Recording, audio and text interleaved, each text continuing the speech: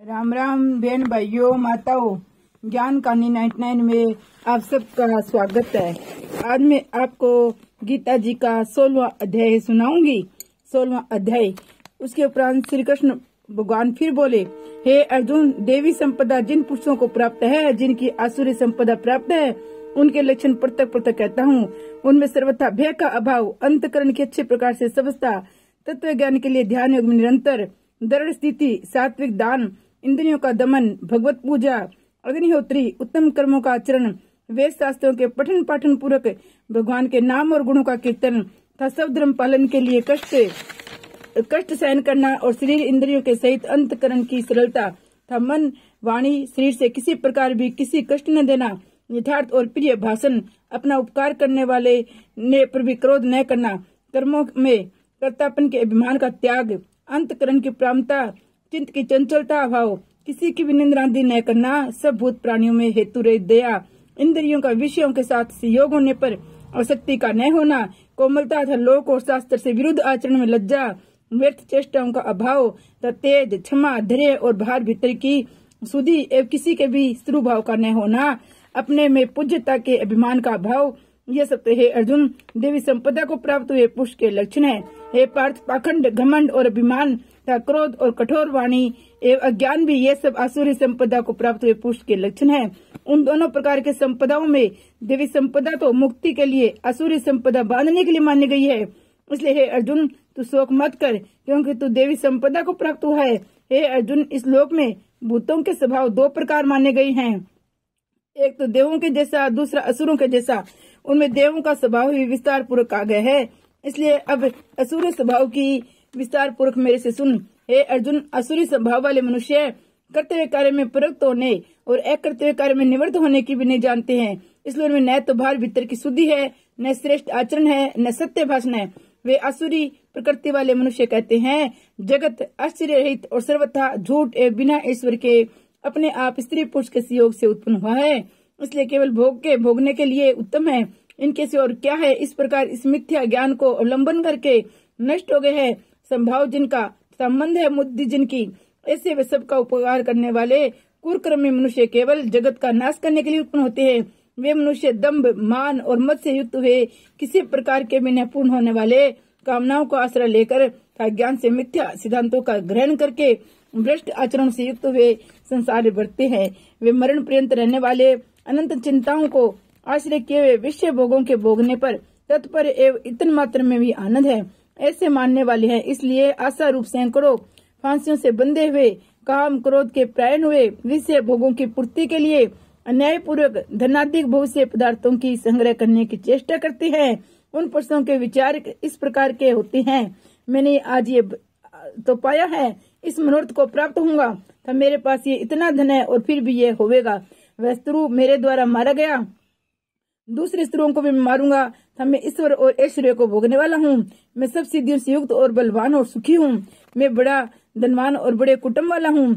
मेरे समान दूसरा कौन है। मैं ये करूंगा, दान करूंगा, हर्ष को प्राप्त होऊंगा। इस प्रकार के अज्ञान से मोहित है, इसलिए वे अनेक प्रकार से भ्रमित हुए चित्त वाले अज्ञानी जन मोह रूप जाल में फंसे हुए, विषय भोग में अत्यंत आसक्त हुए महान अपवित्र नरक में गिरते हैं। वे अपने आप को श्रेष्ठ मानने वाले घमंडी पुरुष से धन और मान के मत से युक्त वे शास्त्र विधि सहित केवल नाम मात्र के यज्ञों द्वारा प्रखंड से यजन करते हैं। वे अहंकार, बल, घमंड, कामना, क्रोध आदि के प्राण हुए, दूसरों की निंदा करने वाले पुरुष से अपने और दूसरों के शरीर में स्थित हुए अंतर्यामी द्वेष करने वाले हैं। ऐसे उन द्वेष करने वाले पापाचारी, कुकर्मी, नराधामों और मैं संसार बारंबार असुरी योनियों में ही गिराता हूँ, अर्थात शुक्र, कुकर आदि नीच योनियों में उत्पन्न करता हूँ। इसलिए हे अर्जुन, वे मूढ़ पुरुष से जन्म जन्म में असुरी योनियों को प्राप्त हुए, मेरे को न प्राप्त होकर उससे भी अति नीच योनि को प्राप्त होते हैं, अर्थात घोर नरकों में पड़े रहते हैं। हे अर्जुन, काम, क्रोध, लोभ, ये तीन प्रकार नरक के द्वार आत्मा का नाश करने वाले हैं, अर्थात अधोगति ले जाने वाले हैं। इससे इन तीनों को त्याग देना चाहिए, क्योंकि हे अर्जुन, इन तीन नरकों के द्वार से मुक्त हुआ अर्थात काम, क्रोध और लोभ विक्रांति से छुटा हुआ पुरुष अपने कल्याण का आचरण करता है, इससे परम गति को प्राप्त हो जाता है, अर्थात मेरे को प्राप्त होता है। जो पुरुष शास्त्र की विधि को त्याग कर अपनी इच्छा से बढ़ता है, वह न तो सिद्धि को प्राप्त होता है, न परम गति को न सुख को प्राप्त होता है। इससे तेरे लिए इस कर्तव्य और अकर्तव्य की व्यवस्था में शास्त्रीय प्रमाण है। ऐसा जानकर तू शास्त्र विधि से नियत के हुए कर्म को ही करने के लिए योग्य है। श्री कृष्ण भगवान की जय। 16वां अध्याय समाप्त। 16वें अध्याय का महात्म्य सुनो। श्री महादेव जी कहते हैं, पार्वती अब मैं गीता के 16वें अध्याय का महात्म्य बताऊंगा, सुनो। गुजरात में सौराष्ट्र नामक एक नगर है। वहाँ खड़ंगबाऊ नाम के राजा राज्य करते थे, जो दूसरे इंद्र के समान प्रतापी थे। उनके एक हाथी था जो मद बहाया करता और सदा मद से उत्पन्न रहता था। उस हाथी का नाम अरिमर्दन था। एक दिन रात में वह हठात सांकलों लोहे के खम्भों को तोड़ फोड़ कर बाहर निकला। हाथीवान उसके दोनों ओर अंकुश लेकर डरा रहे थे, किंतु क्रोधवश उन सब की अवहेलना करके उसने अपने रहने के स्थान हाथीसार को ढहा दिया। उस पर चारों ओर से भालों की मार पड़ रही थी, फिर भी हाथीवान नहीं डर रहे हुए थे।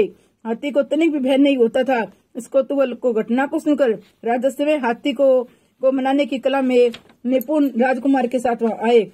आकर उन्होंने उस बलवान देतल हाथी को देखा। नगर के निवासी अन्य काम धंधों की चिंता छोड़ अपने बालकों को भय से बचाते हुए बहुत दूर खड़े होकर उस महाभयंकर गजराज को देखते रहे। इसमें कोई ब्राह्मण तालाब से नहाकर उसी मार्ग से लौटे। वे गीता के 16वें अध्याय के अब में आदि कुछ श्लोकों का जप करते थे।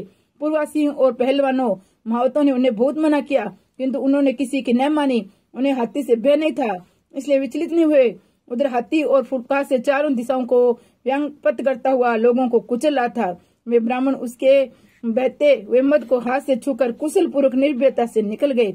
इसे राजा और देखने वाले पूर्ववासियों के मन में इतना विस्मय हुआ कि इसका वर्णन नहीं हो सकता। राजा के कमर नेत्र चकित हो उठे थे।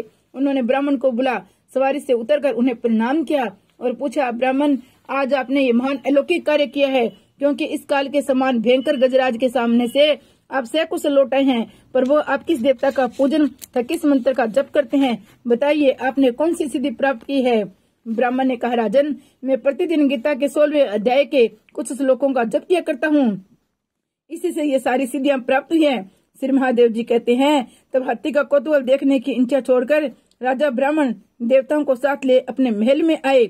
वहाँ शुभ मुहूर्त देकर 1 लाख स्वर्ण मुद्राओं की दक्षिणा दी। उन्होंने ब्राह्मण को संतुष्ट किया, उनसे गीता मंत्र की दीक्षा ली। गीता के 16वें अध्याय के अब में आदि कुछ श्लोकों को अभ्यास कर लेने के बाद उनके मन में हाथी को छोड़कर उसके कौतुक देखने की इच्छा जागृत हुई। फिर तो एक दिन सैनिकों के साथ बाहर निकलकर राजा ने हाथीवानों से उसी मत गजराज का बंधन खुलवाया। वे निर्भय हो गए। राज्य के सुख विलास के प्रति आदर का भाव नहीं रहा।